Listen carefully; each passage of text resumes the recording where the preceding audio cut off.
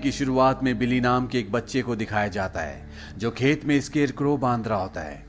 तभी उसे एहसास होता है कि उसके बगल में जो स्केर क्रो है वो कुछ अजीब है। वो उसके पास जाता है और उसे ध्यान से देखता है और तभी उसका पंजा हिलता है। बिली समझ जाता है कि ये स्केर क्रो नहीं है। वो चिल्लाते हुए उस जगह से भागना शुरू करता है।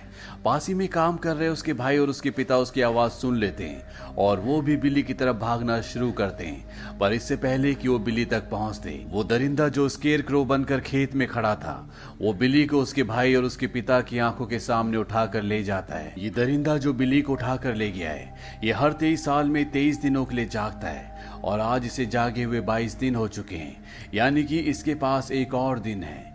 अगली सुबह एक स्कूल बस को दिखाया जाता है जिसमें बास्केटबॉल के प्लेयर्स और कुछ चीयर लीडर्स होती हैं। ये वही बस होती है जिसमें एडिसन का दोस्त बर्डी पिछली कहानी में अपनी स्कूल की टीम के साथ बास्केटबॉल मैच खेलने के लिए निकल गया था। ये सब के सब एक सुनसान हाईवे से जा रहे होते हैं और तभी इनकी बस का टायर फट जाता है। लेडी बस ड्राइवर और कोच नीचे आकर टायर को देखते हैं। वो देखते हैं कि उनके टायर में एक शॉरिकन गड़ा हुआ है।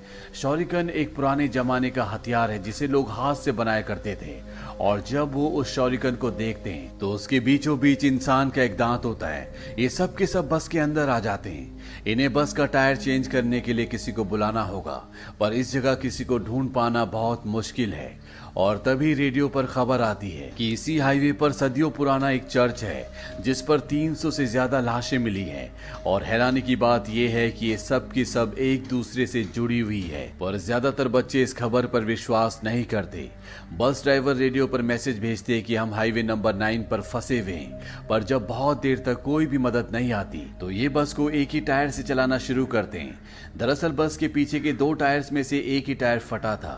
वहीं दूसरी तरफ बिली के भाई और उसके पिता को दिखाते हैं जो अपनी गाड़ी में हथियार लगा रहे होते हैं, क्योंकि वो उस की शुरुआत में बिली नाम के एक बच्चे को दिखाया जाता है जो खेत में स्केर क्रो बांध रहा होता है।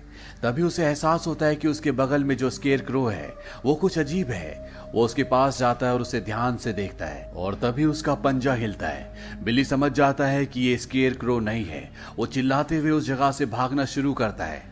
पास ही में काम कर रहे उसके भाई और उसके पिता उसकी आवाज सुन लेते हैं और वो भी बिली की तरफ भागना शुरू करते हैं। पर इससे पहले कि वो बिली तक पहुंचते, वो दरिंदा जो स्केर क्रो बनकर खेत में खड़ा था वो बिली को उसके भाई और उसके पिता की आंखों के सामने उठाकर ले जाता है। ये दरिंदा जो बिली को उठाकर ले गया है ये हर 23 साल में 23 दिनों के लिए जागता है और आज इसे जागे हुए 22 दिन हो चुके हैं, यानी कि इसके पास एक और दिन है। अगली सुबह एक स्कूल बस को दिखाया जाता है जिसमें बास्केटबॉल के प्लेयर्स और कुछ चीयर लीडर्स होती हैं। ये वही बस होती है जिसमें एडिसन का दोस्त बर्डी